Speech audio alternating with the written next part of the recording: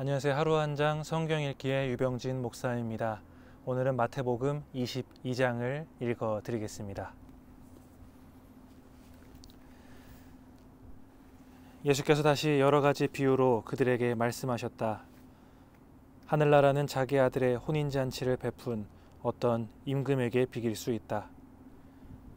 임금이 자기 종들을 보내서 초대받은 사람들을 잔치에 불러오게 하였는데 그들은 오려고 하지 않았다. 그래서 다시 다른 종들을 보내며 이렇게 말하였다. 초대받은 사람들에게로 가서 음식을 다 차리고 황소와 살진 짐승을 잡아서 모든 준비를 마쳤으니 어서 잔치에 오시라고 하여라. 그런데 초대받은 사람들은 그 말을 들은 척도 하지 않고 저마다 제 갈 곳으로 떠나갔다. 한 사람은 자기 밭으로 가고 한 사람은 장사하러 갔다. 그리고 나머지 사람들은 그의 종들을 붙잡아서 모욕하고 죽였다. 임금은 노에서 자기 군대를 보내서 그 살인자들을 죽이고 그들의 도시를 불살라 버렸다. 그리고 자기 종들에게 말하였다. 혼인잔치는 준비되었는데 초대받은 사람들은 이것을 받을 만한 자격이 없다. 그러니 너희는 내 거리로 나가서 아무나 만나는 대로 잔치에 청해 오너라. 종들은 큰 길로 나가서 악한 사람이나 선한 사람이나 만나는 대로 다 데려왔다. 그래서 혼인잔치 자리는 손님으로 가득 차게 되었다.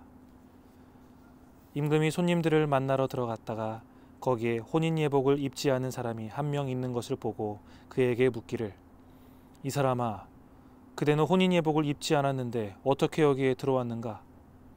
하니 그는 아무 말도 하지 못하였다. 그때 임금이 종들에게 분부하였다. 이 사람의 손발을 묶어서 바깥 어두운 데로 내던져라. 거기서 슬피 울며 이를 갈 것이다. 부름받은 사람은 많으나 뽑힌 사람은 적다. 그때 바리새파 사람들이 나가서 어떻게 하면 말로 트집을 잡아서 예수를 올무에 걸리게 할까 의논하였다. 그런 다음에 그들은 자기네 제자들을 헤롯 당원들과 함께 예수께 보내어 이렇게 묻게 하였다. 선생님, 우리는 선생님이 진실한 분이시고 하나님의 길을 참되게 가르치시며 아무에게도 매이지 않으시는 줄 압니다. 선생님은 사람의 겉모습을 따지지 않으십니다. 그러니 선생님의 생각은 어떤지 말씀하여 주십시오. 황제에게 세금을 바치는 것이 옳습니까? 옳지 않습니까? 예수께서 그들의 간악한 생각을 아시고 말씀하셨다. 위선자들아, 어찌하여 나를 시험하느냐? 세금으로 내는 돈을 나에게 보여달라. 그들은 데나리온 한 잎을 예수께 가져다 드렸다. 예수께서 그들에게 물으셨다. 이 초상은 누구의 것이며 적힌 글자는 누구를 가리키느냐? 그들이 대답하였다. 황제의 것입니다. 그때 예수께서 그들에게 말씀하셨다. 그렇다면 황제의 것은 황제에게 돌려주고 하나님의 것은 하나님께 돌려드려라. 그들은 이 말씀을 듣고 탐복하였다. 그들은 예수를 남겨두고 떠나갔다.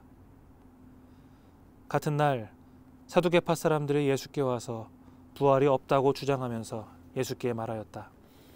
선생님, 모세가 말하기를 어떤 사람이 자식이 없이 죽으면 그 동생이 형수에게 장가들어서 그 후사를 세워주어야 한다 하였습니다.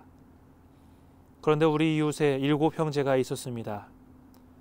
마지가 장가를 들었다가 자식이 없이 죽음으로 아내를 그의 동생에게 남겨놓았습니다. 둘째도 셋째도 그렇게 해서 7이 다 그렇게 하기에 이르렀습니다. 맨 나중에는 그 여자도 죽었습니다. 그러니 부활 때에 그 여자는 누구의 아내가 되겠습니까? 7이 모두 그 여자를 아내로 맞아들였으니 말입니다. 예수께서 그들에게 대답하셨다. 너희는 성경도 모르고 하나님의 능력도 모르기 때문에 잘못 생각하고 있다. 부활 때에는 사람들은 장가 가지도 않고 시집도 가지 않고 하늘에 있는 천사들과 같다. 죽은 사람들의 부활을 두고 말하면서 너희는 아직도 하나님께서 너희에게 하신 말씀을 읽어보지 못하였느냐?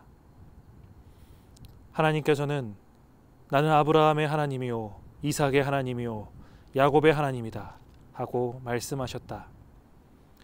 하나님은 죽은 사람의 하나님이 아니라 살아있는 사람의 하나님이시다. 무리는 이 말씀을 듣고 예수의 가르침에 놀랐다. 바리새파 사람들이 예수가 사두개파 사람들의 말문을 막아버리셨다는 소문을 듣고 한자리에 모였다. 그리고 그들 가운데 율법 교사 하나가 예수를 시험하여 물었다. 선생님, 율법 가운데 어느 계명이 중요합니까? 예수께서 그에게 말씀하셨다. 내 마음을 다하고 내 목숨을 다하고 내 뜻을 다하여 주 너의 하나님을 사랑하여라 하였으니 이것이 가장 중요하고 으뜸 가는 계명이다. 둘째 계명도 이것과 같은데 내 이웃을 내 몸과 같이 사랑하여라 한 것이다. 이 두 계명에 온 율법과 예언서의 본 뜻이 달려 있다. 바리새파 사람들이 모였을 때에 예수께서 그들에게 물으셨다. 너희는 그리스도를 어떻게 생각하느냐? 그는 누구의 자손이냐? 그들이 예수께 대답하였다. 다윗의 자손입니다. 예수께서 다시 그들에게 말씀하셨다.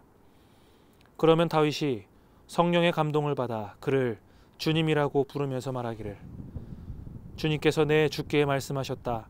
내가 내 원수를 내 발 아래 굴복시킬 때까지 너는 내 오른쪽에 앉아 있어라 하였으니 이것이 어찌된 일이냐. 다윗이 그리스도를 주라 불렀는데 어떻게 그리스도가 그의 자손이 되겠느냐. 그러자 아무도 예수께 한마디도 대답하지 못했으며 그날부터는 그에게 감히 묻는 사람도 없었다. 세 번째 비유로 22장은 시작되게 됩니다. 잔치에 초대받는 모습이 나오는데 왕의 아들의 혼인잔치에 초대를 받고 무시하는 사람들의 경우와 잔치에 왔지만 예복을 입지 않은 그런 사람의 경우가 나오게 됩니다. 예복을 입지 않은 사람은 초대받은 그 장소가 어떤 장소인지 또 초대한 이가 누구인지도 모른 채 그냥 자신의 목적에 따라서 배부르기 위해서 앉아 있었던 사람이었습니다. 주님의 부름 앞에 무관심 또는 다른 부산물에 관심을 두고 있지는 않은지 우리를 돌아보게 하는 그런 내용입니다. 이어서는 바리새파와 사두개파 사람들과 논쟁이 오가는 내용들입니다. 세금 문제를 두고서 예수님을 시험하려고 들었으나 예수님은 하나님의 것은 하나님께 드리라는 대답을 하셨습니다. 하나님의 형상으로 지어진 우리는 주님의 것입니다. 주님의 것을 주님께 드린다라는 이 말씀은 우리가 하나님의 형상된 자로서 과연 주님께 온전히 드려지고 있는지를 고민하게 해보는 그런 내용이 될 수 있습니다. 또 여러 가지 율법에 대해서 질문하는 바리새파와 사두개파 사람들과의 그런 논쟁의 모습을 보면서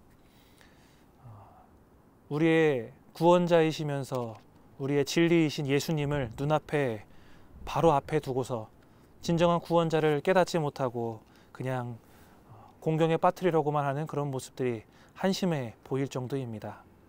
하지만 우리 역시도 예수님이 우리 안에 계시지 않는다면 율법적으로는 완벽한 그런 바리새파나 사두개파 사람들보다 더 나을 것이 하나도 없습니다.